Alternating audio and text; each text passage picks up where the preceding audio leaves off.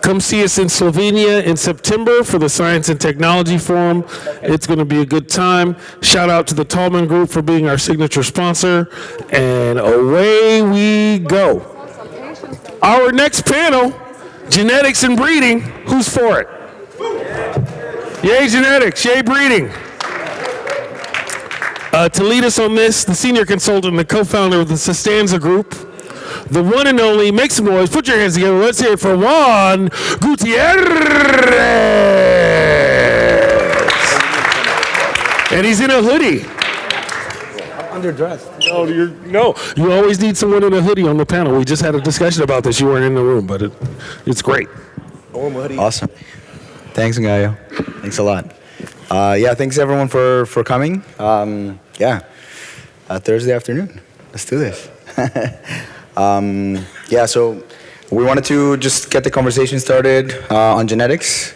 You know, it's one of the main things that, you know, growers think about, talk about, you know, when starting an operation. It's one of the main things that they need to keep in mind, right? So yeah, we'll jump into that a bit, but first let's do some introductions and go from there. Cool. Dave, go for it. My name is Dave. I'm the commissioner for Big League Genetics. We are a licensed nursery in Canada. We've been selling genetics for the last 3 years across the country, and now I'm super proud to say that we completed our first export to Germany. We spent 17 genetics over to Demacan. We're pretty excited about it. On top of our nursery program, we've also got a 20,000 square foot cultivation facility where we run our pheno hunts. We have to, walk our talk. We run a lot of our genetics on a regular basis commercially, and we export that flower to Germany and to Australia. Happy to be here. Excited about it. Right on. Matthew Don Carolus, I'm the VP of Sales and Business Development for Segra International. We're a tissue culture company with molecular lab services as well. So we work with amazing breeders from all over the world, and we bring their plants in vitro, tissue culture them. We DNA fingerprint them so they're true to type, and we can monitor the stability of the genetics in an in vitro state. And we ship to, I think, 8 countries right now, and we've got 3 more countries coming online very soon. So global distributor of cannabis genetics. Hi all, I'm Jose. I come from Spanish in the West Coast. All my career I was involved in the cannabis industry, more than 20 years, working inside associations, trying to get the cannabis legalization in my country. By the way, congratulations to the German audience.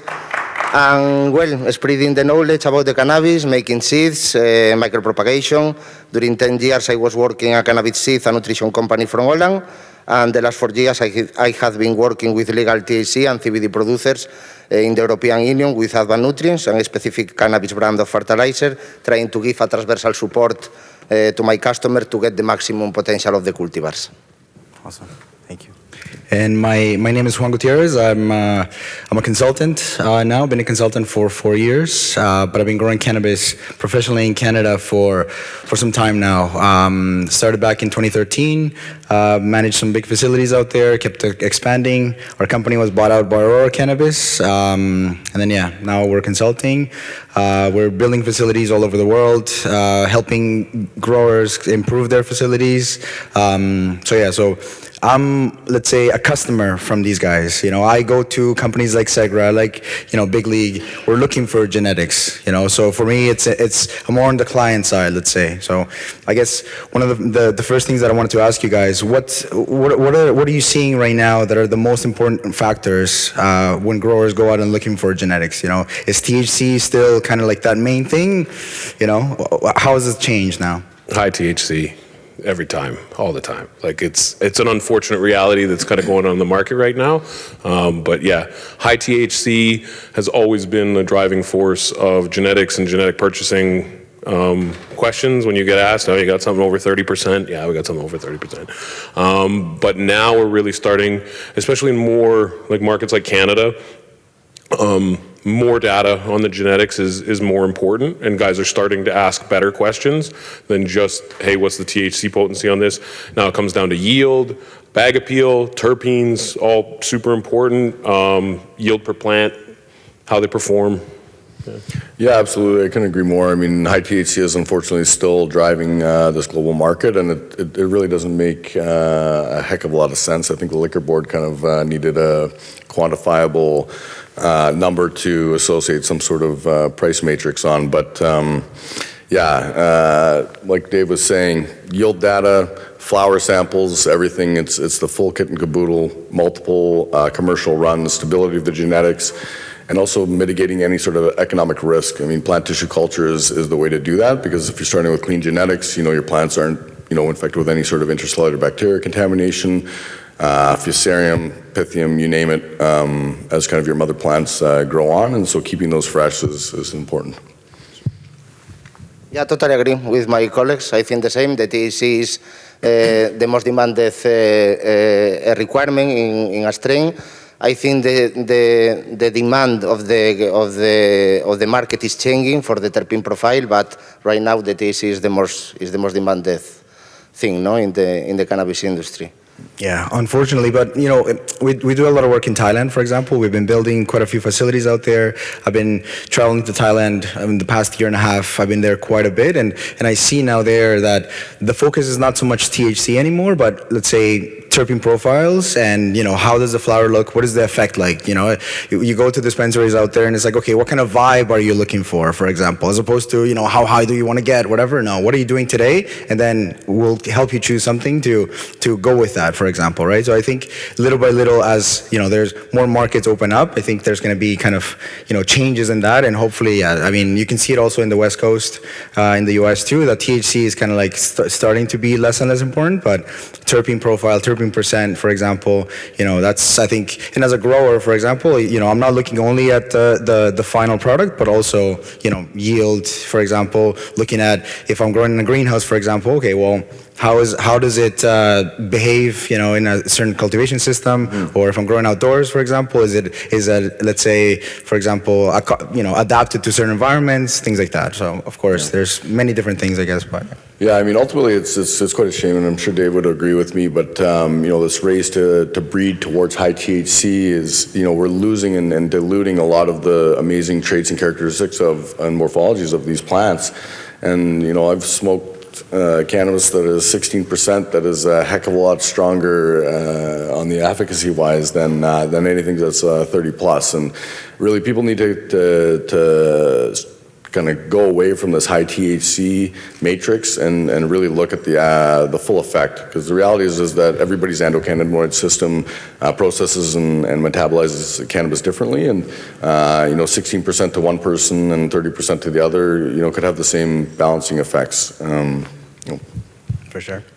Awesome. So yeah, so Jose, in Europe, you said you've been working here for quite some time, in the seed game, things like that. So what do you think here in Europe specifically? What do people look for in terms of the right genetic, for example? And for a grower, why is it important to have this kind of information from the beginning, let's say? Okay.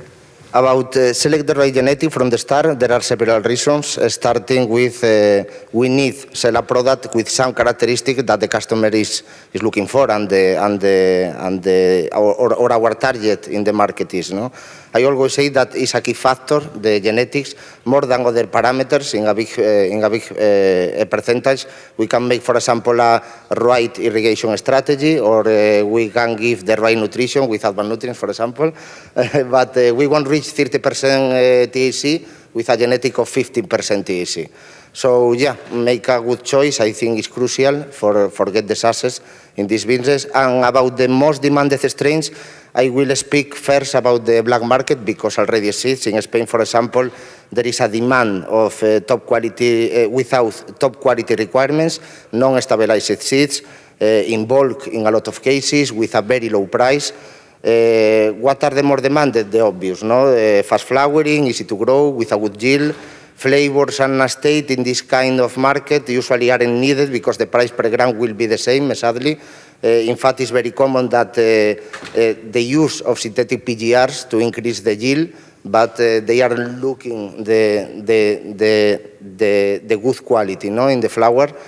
But home growers, yes, I see a change in the demand right now.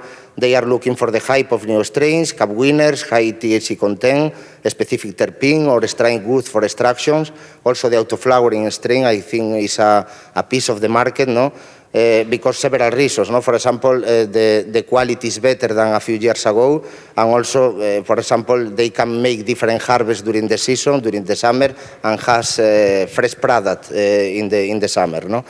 On the other hand, about the legal market, they are demanding a faster transition to a more professionalized sector.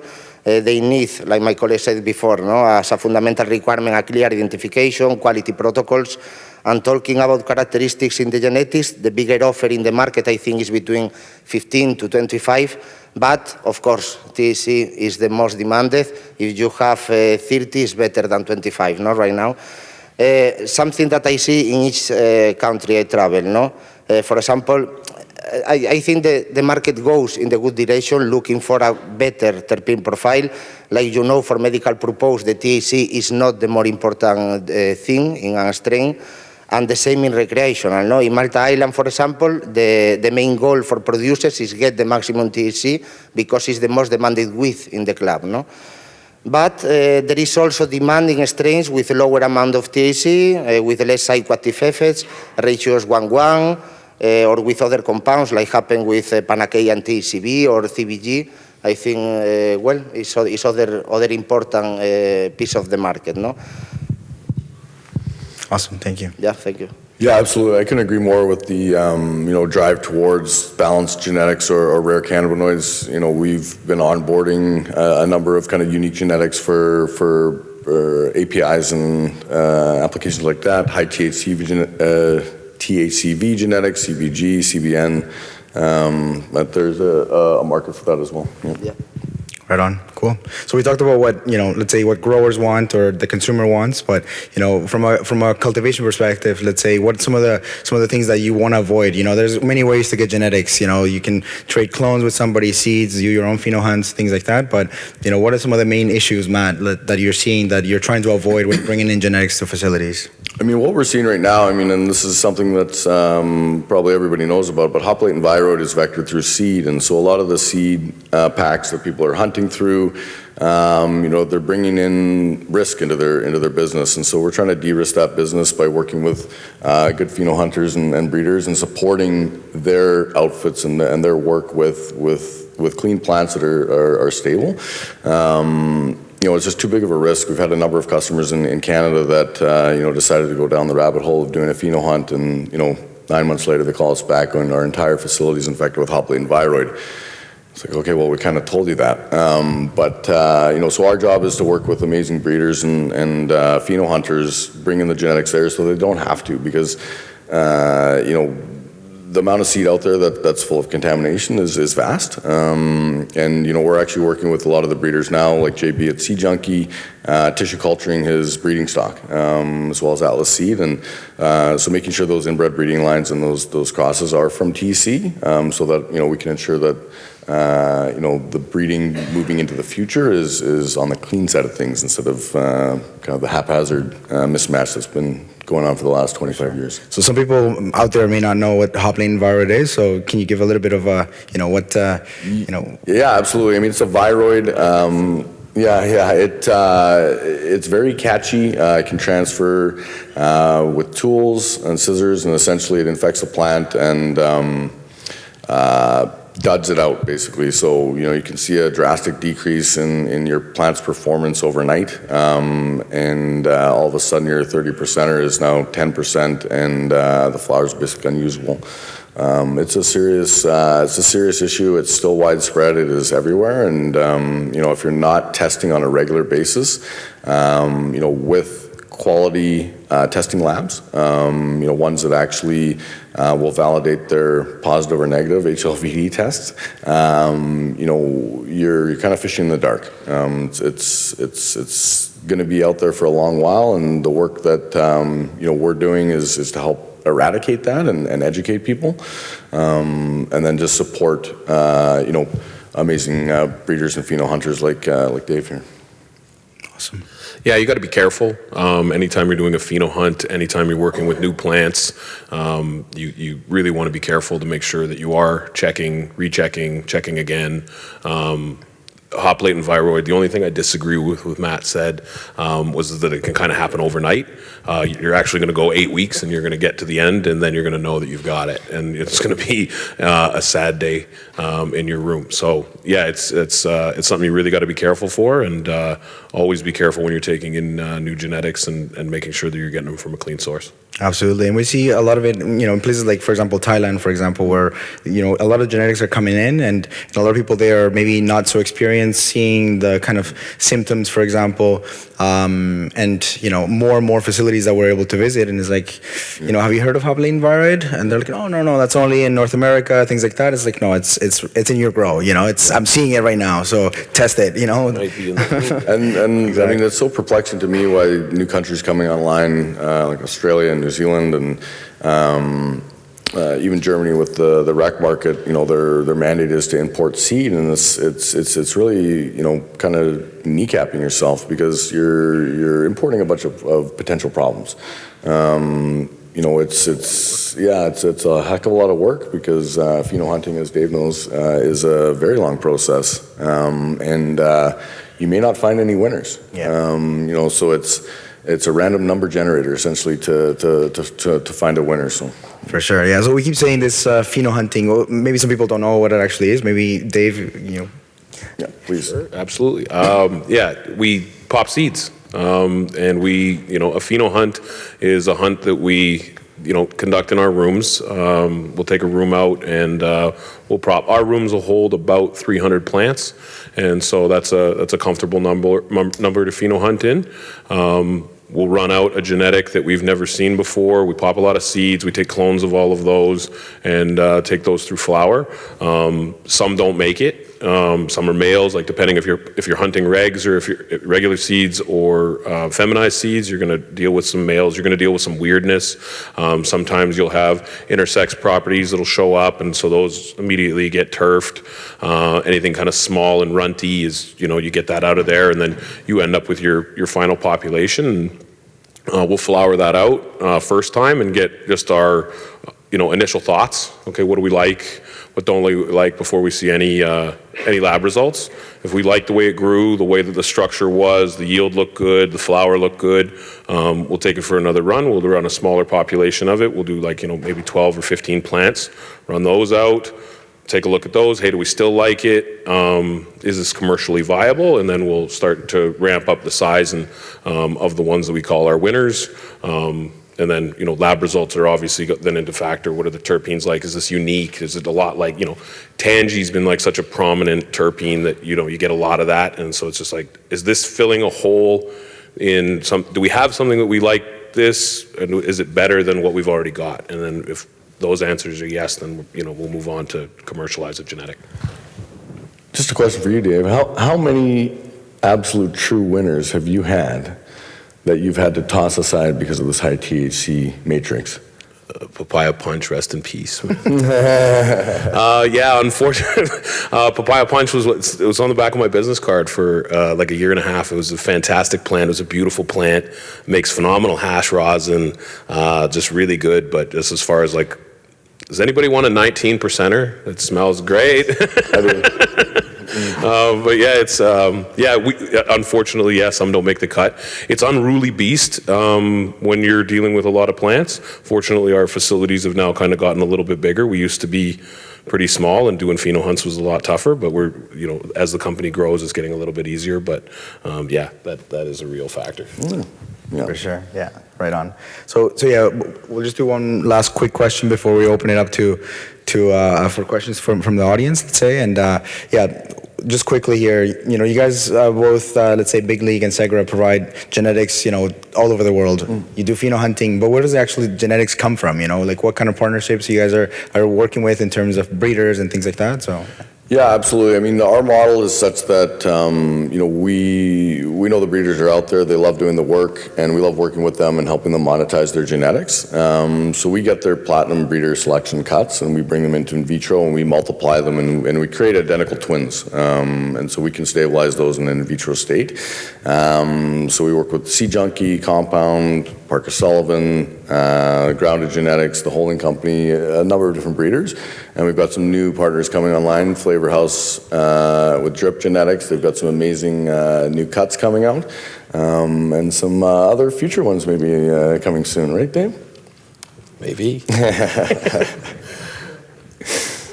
Right on. Awesome. Yeah, so we'll open it up for questions from the audience. Let's hear it for our panel, first of all.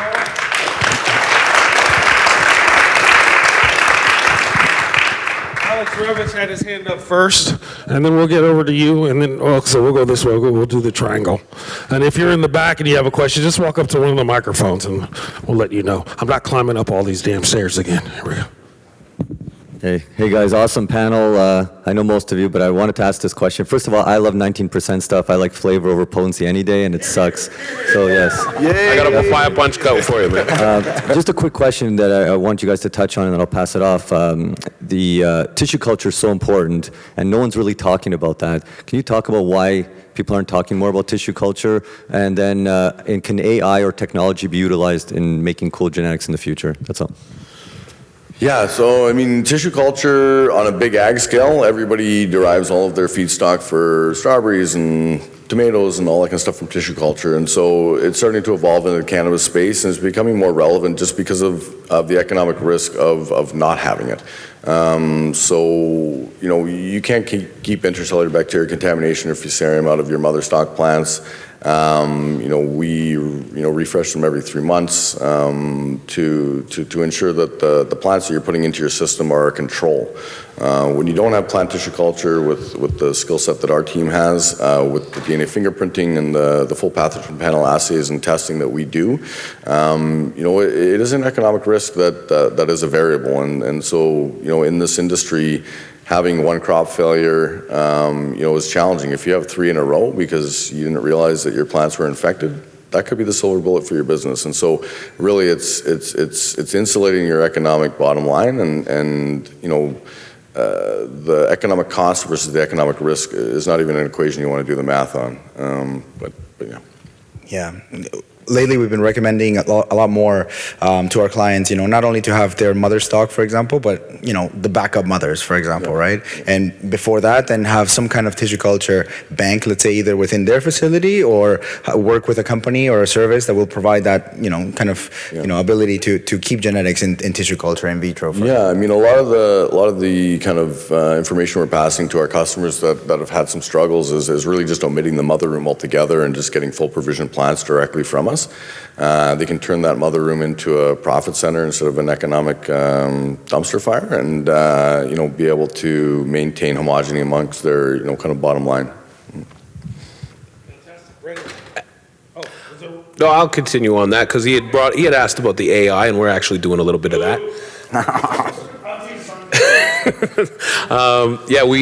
We've actually just implemented a new system in our grow that's pretty cool. It's a camera with an AI system kind of backed into it. It's also got sensors. It's doing leaf temperature. It's doing bud sites per square foot, and so it's analyzing the room every single day, all day long. And so we get a report that's written. It's half AI, half dealing with plant scientists, but it's actually taking a look at the room, every square foot of the room, and so we're actually getting to see, does it look like it's yielding more, or am I at week 3 and I can see that this is already starting to show signs of something awesome, or the otherwise. So yeah, AI is definitely starting to help. Definitely, and there's also an opportunity for genetics work as well, and looking at DNA and what are the markers for an actual good genetic, for example, right? And how do we analyze that, from an AI perspective? That's also something very interesting. So yeah. Yeah, I mean, we're doing some research. I mean, we're a biotech company by kind of origin, and a lot of the work that we're doing and what we're wanting to do with our breeders into the future is marker-assisted breeding. So breeding for traits. We're doing some trials right now with Dr. Zamir Punja, which we work with often, on plants that are asymptomatic. asymptomatic to hop latent viroid, Fusarium, some of the other pathogens and viruses that we test for, and really looking at those markers just on a breeding perspective where we can, create the genetics of the future with purpose, and really know what those traits are. We're doing that as a side project. We don't do that with any of our clients' genetics without their approvals. But really into the future, it's not a finalist program, but moving into the future, doing those specific breeding projects are going to just kind of get us out of this 20-year haphazard breeding program that's been going on in the black market for a little while. So. Yeah. All right, we have time for maybe three more. Right here. Yeah, you mentioned early on that you can identify many different characteristics from the genetics in terms of the performance of the plant. So, for example, how vociferously it grows, how resistant it is, maybe to temperature, how much light it can absorb, and still perform. Is there any data available on those other characteristics yet, in terms of relating those characteristics to specific genetics? Yeah, we're starting to do that a bunch. We have a nursery which is off-site. It's about a 4,000 square foot facility, and then we have our grow space, which is a 20,000 square foot facility. So we're constantly working with our growers. They're all under the Big League team, and they're constantly giving us data back on what they do. We also work with different partners and different groups. We're doing some outdoor trials this year up in Canada. We work with greenhouses all the time in Canada, but as more legalization throughout the world opens up, we're going to get more and more of that data going forward to get to say, okay, how does it do in a greenhouse in this area, and how does it do in a greenhouse in this area? One thing that we find with genetics is that just because it's working out in my facility, I've got double-ended high-pressure sodium lights. I'm growing in cocoa. You might grow in rock wool. Under LEDs, we're going to have different results. And so as we continue to get our genetics out there and work with growers, we get more of that data back. Yeah, I mean, and one of our main breeder partners, JB at Sea Junkie, when he does his pheno hunting process, one of the matrix that he uses to select his winners is the room dynamics, the VPDs, the light intensities, and all that kind of stuff. And so he's really, looking for winners that fit that mold. So, kind of the shortcut of the story is that, I can grow 17 of his varieties in one room, and they should all perform under the same room conditions. Right here, and then right there. Hey guys, how's it going? Hey, buddy. Hey, Chris. Hey, how are you guys? We talked about this a little bit the other day, but I think that there's especially in Europe, there's a couple genetic favorites like Super Silver Haze, Amnesia Haze, that become kind of household names and a couple repeaters. We see that in Blue Dream and stuff like that in the United States as well. Do you think there's a shift going on with fewer, more well-known cultivars?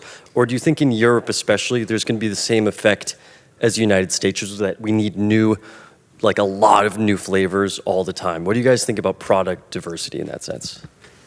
I think it's going to continue. I think it's going to be a lot of new flavors all the time.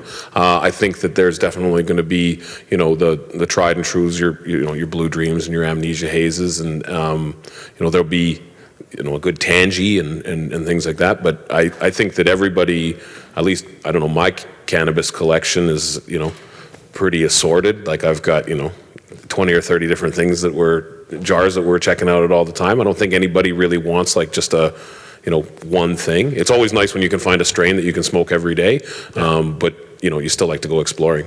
And all the growers want to be the next cookies. So everybody's always trying to, no, mine is the best one, and this one's the best one. Anyway, over here. We have time for two more. So maybe three. Go. Hello. Hello. My name is Pavel. I'm from Czech Republic, and we work hard for legalization, and our goal is now 1% THC in Czech Republic, and it will be changed. But my question is simple. When I will specialize it on clones, how important is the genetics for starting just cloning? Are just regular seeds, or what I need to do that after 1 year, I don't need change the matter plants. Yeah, for Yeah, sure. I mean, if you're off to a fresh start, I mean, the reality is you want to start with something that's tried, tested, and true. Through our tissue culture process, we create identical twins. So essentially, the plant's performance will be the same year 1 and year 10. With our DNA fingerprinting, mapping that morphology, and you don't want to bring a variable into your brand new project that you've just spent millions of dollars building.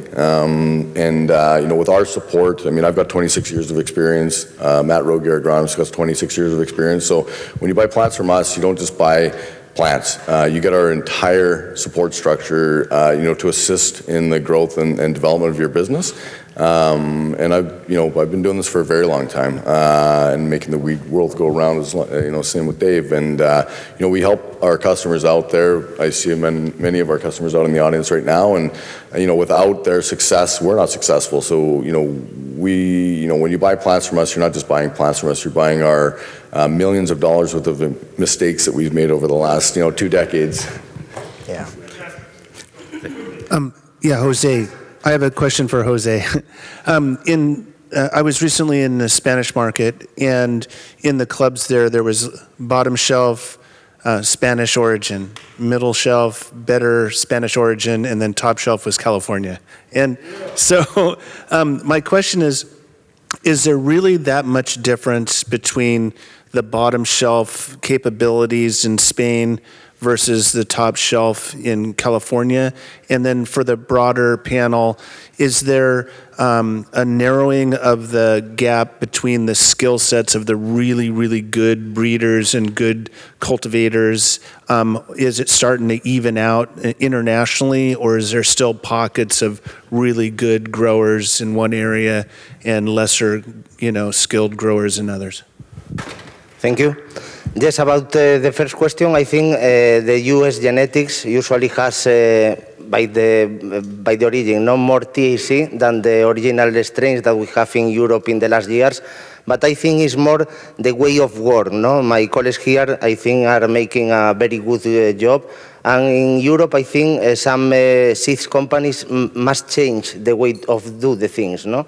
Because there isn't an homogeneous strain. I saw a lot of things during these 20-25 years. For example, sell one strain and they are selling other strain than the name, This, in fact, must change, in my opinion. So, well, in the club, for example, they are looking always for the high THC strains, also for new flavors. So I think for that reason is this difference, between the Spanish or the European seeds and the US seeds. And I think sometimes it's almost like a grape vintage. You know what I mean? Yeah. Yeah, exactly. This was a good year for Blue Dream. This batch just happened to come out really well, and this batch wasn't great. It happens all the time in California in wine, like 2017 or whatever. For sure. Yeah, And the type of the strains. Yeah. I mean, it's such a personal experience as well, right? I mean, everybody has their own flavor, their own brand. For me, our blueberry was designed for me. And everybody has their own drink that they like to drink and cigarettes. And so I think the time we're in our infancy stages of this kind of evolution of cannabis consumption, and you may say Spanish bottom shelf is a lower quality, but that might be my favorite brand.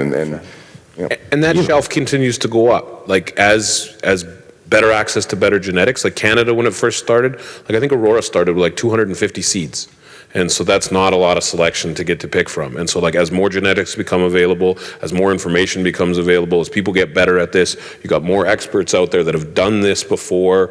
We used to grow in attics and basements, and now we get to grow in stadiums and warehouses. It's, Which are just giant attics and basements. Yeah, For sure. exactly. What I also see too is that the better genetics, let's say, are coming from California, but not necessarily because, let's say, that's where the best growers are, but also there's a concentration of growers there, breeders. There's a lot of, and also the consumer has let's say, a higher kind of a higher bar, a higher standard, let's say, for example. But now you see places like all over the world, like in Canada, for example, or now we're seeing in Thailand that, yeah, California genetics are coming. That's what people want based on the name. But at the same time, the preference, and going back to what we were talking about before, the preference changes, right? Like we see in Thailand, for example, they don't like the gassy stuff. They don't like the fuel. They like more fruity, more kind of like, let's say, the quintessential sativa kind of effect, things like that. So, it all changes. So I hate to cut you off, but we were like 5 minutes over time. This was a really short panel. It was only designed for 30 minutes. For that, I apologize. I didn't put the schedule together, but we have to move on. But I'm sure you could talk to everybody outside. Thank you all very much. Let's hear it again for the panel.